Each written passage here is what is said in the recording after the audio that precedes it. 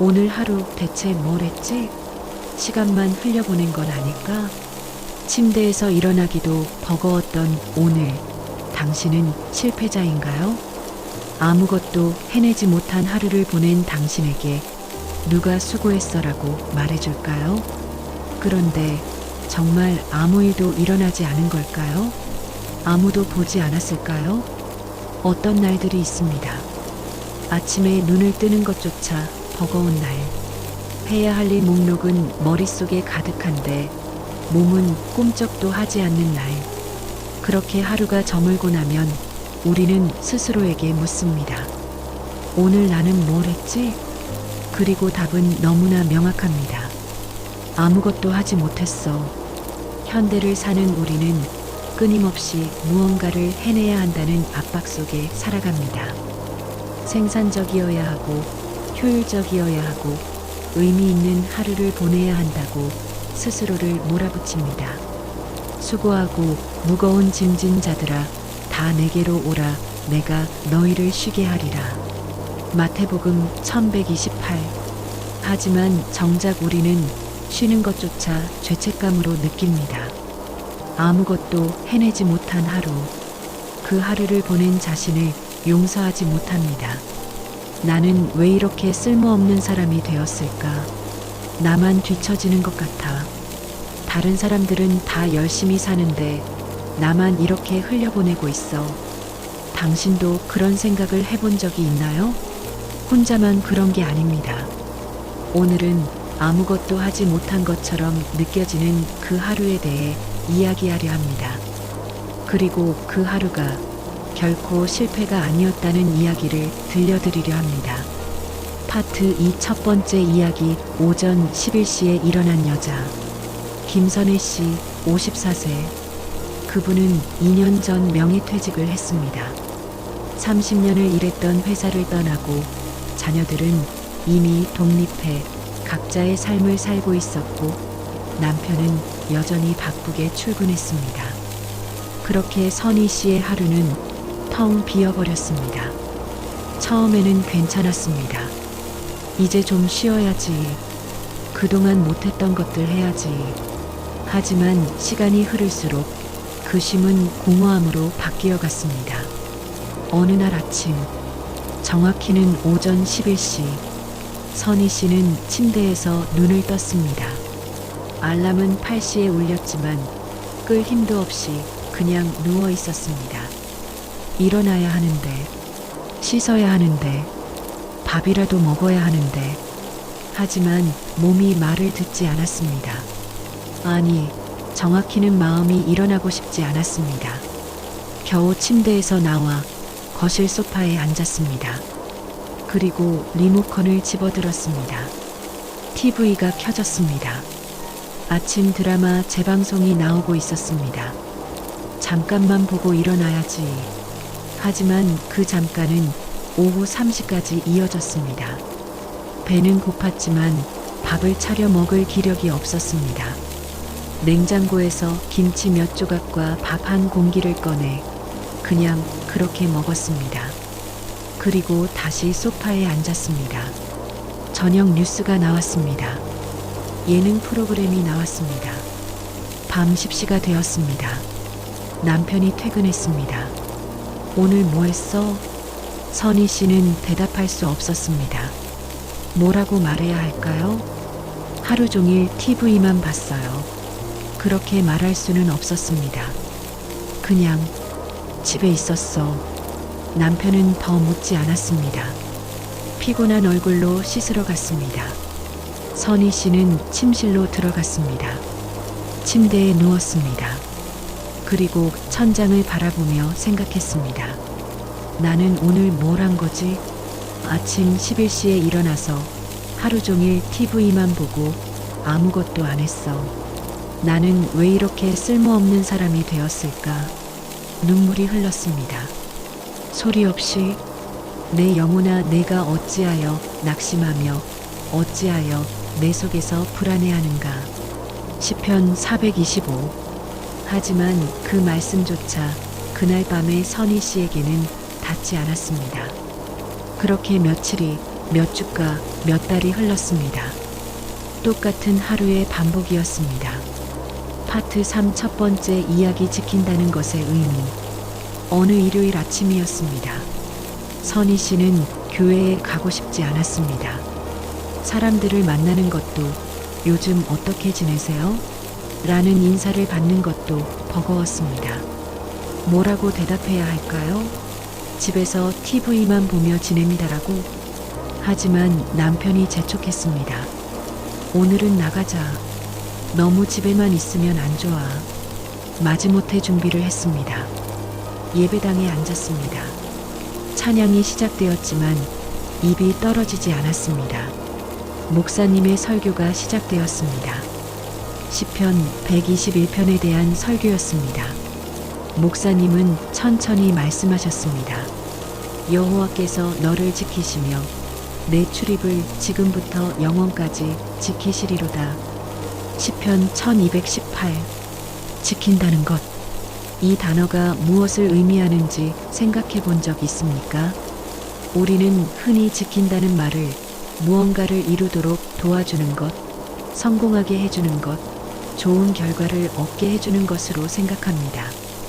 하지만 하나님이 우리를 지킨다는 것은 그런 의미가 아닙니다. 그것은 존재 자체를 봐주신다는 뜻입니다.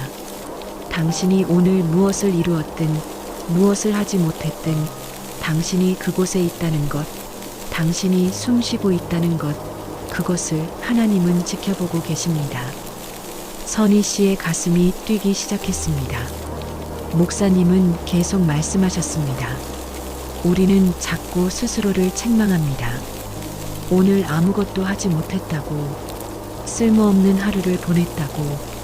하지만 하나님의 눈에는 당신이 그냥 거기 있는 것만으로도 소중합니다. 주께서 나를 지으시되 모태에서부터 나를 조성하셨나이다. 시편 13913. 당신을 만드신 분이 당신의 존재 자체를 지키고 계십니다. 아무것도 하지 않은 하루라도 당신은 하나님께 실패한 것이 아닙니다. 선희 씨는 그 자리에서 울음을 참을 수 없었습니다. 아무것도 하지 않은 하루라도 실패가 아니라고?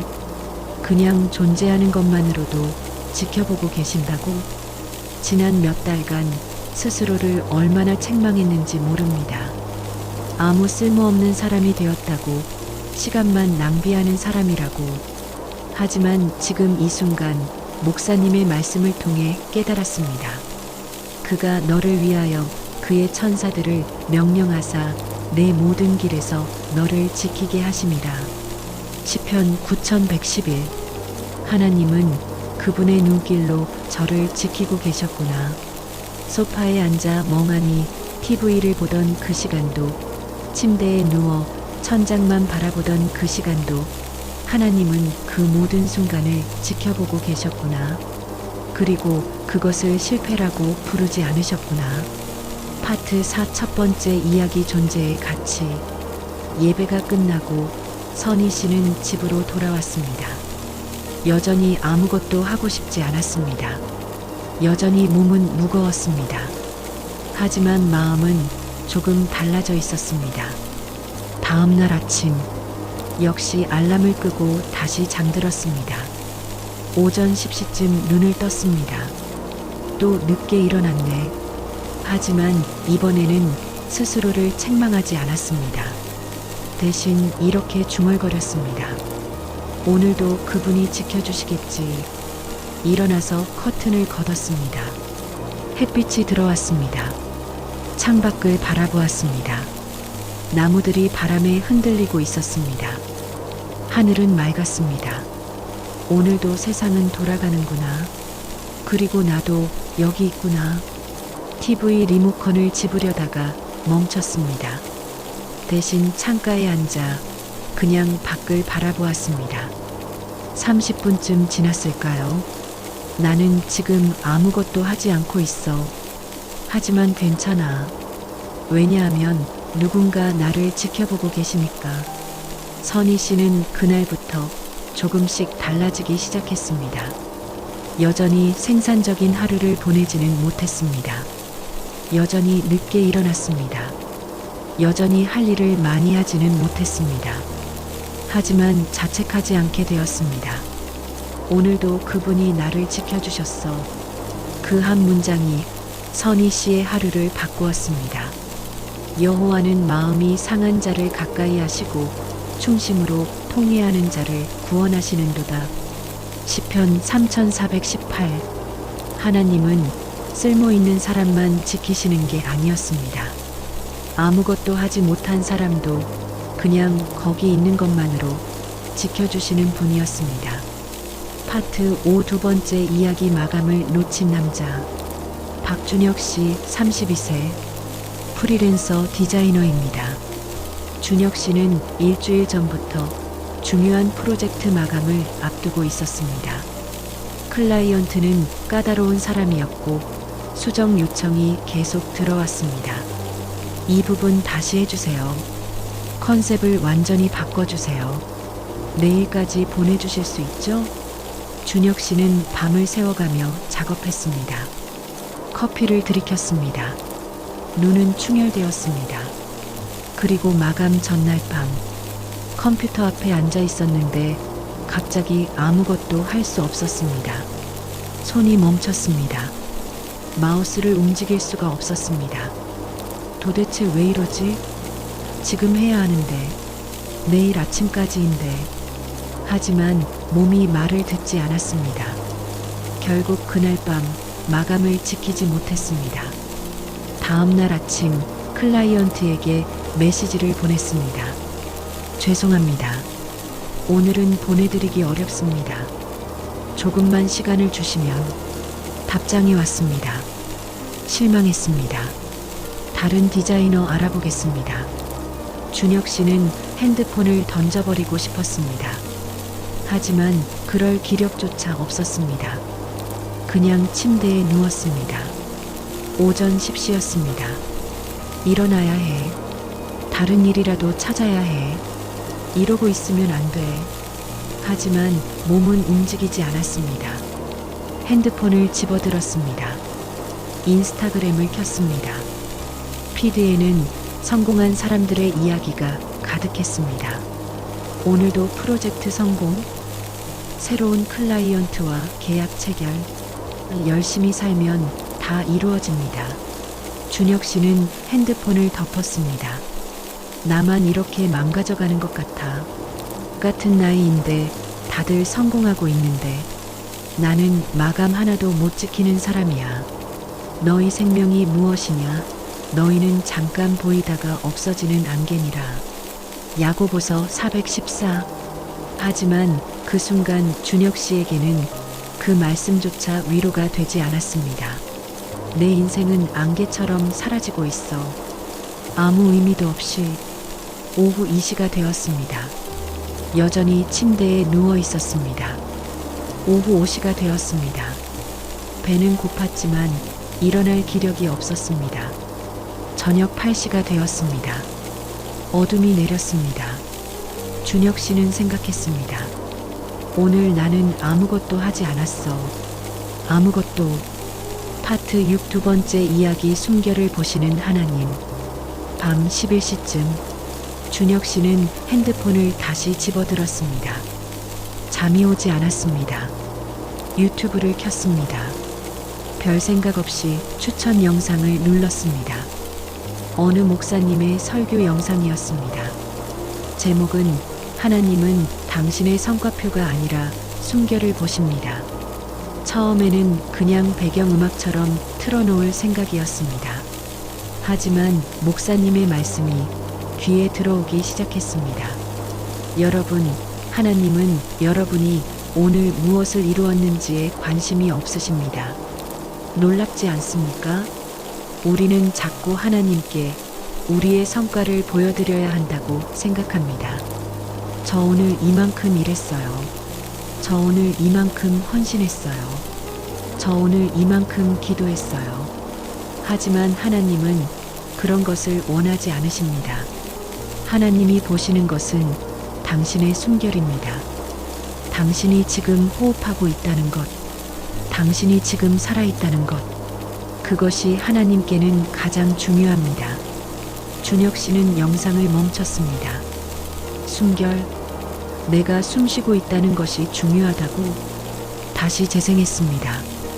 당신이 오늘 아무것도 해내지 못했어도, 당신이 오늘 마감을 놓쳤어도, 당신이 오늘 실패했어도 당신은 여전히 숨쉬고 있습니다. 그리고 그것이 하나님께는 가장 소중합니다. 주의 눈은 의인을 향하시고 그의 귀는 그들의 간구에 기울이시며. 베드로전서 312.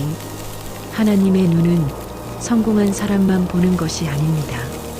무너진 사람, 침대에 누워 일어나지 못하는 사람, 스스로를 책망하는 사람, 그 사람들의 숨결을 하나님은 지금 이 순간도 보고 계십니다. 준혁 씨의 눈에서 눈물이 흘러내렸습니다. 나도 지켜보고 계셨구나. 마감을 놓친 그 순간도, 침대에 누워 아무것도 하지 못한 그 시간도, SNS를 보며 자기 혐오에 빠진 그 순간도 하나님은 저를 보고 계셨구나. 준혁 씨는 천천히 일어나 앉았습니다. 심호흡을 했습니다. 나는 지금 숨쉬고 있어. 그리고 그것이 하나님께는 중요하구나. 핸드폰을 내려놓았습니다. SNS를 삭제하지는 않았습니다.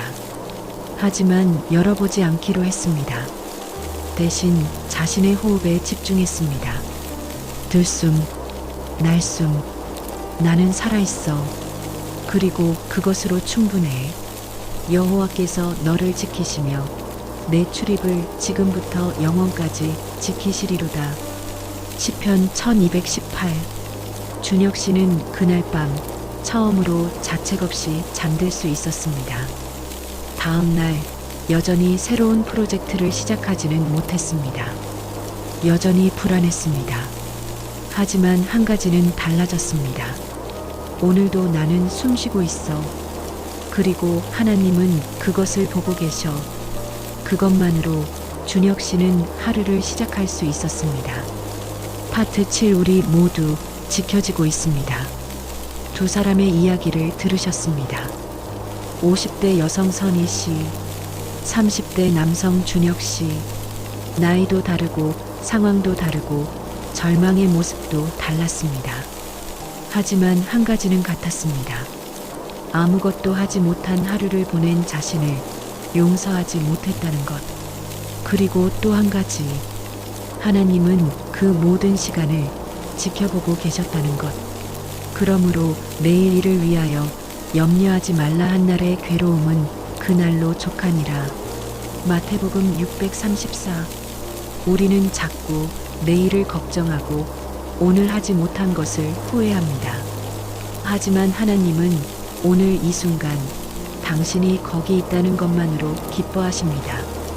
당신이 숨쉬고 있다는 것, 당신이 살아있다는 것, 그것이 하나님께는 가장 중요합니다. 나의 도움은 천지를 지으신 여호와에게서로다. 시편 1212.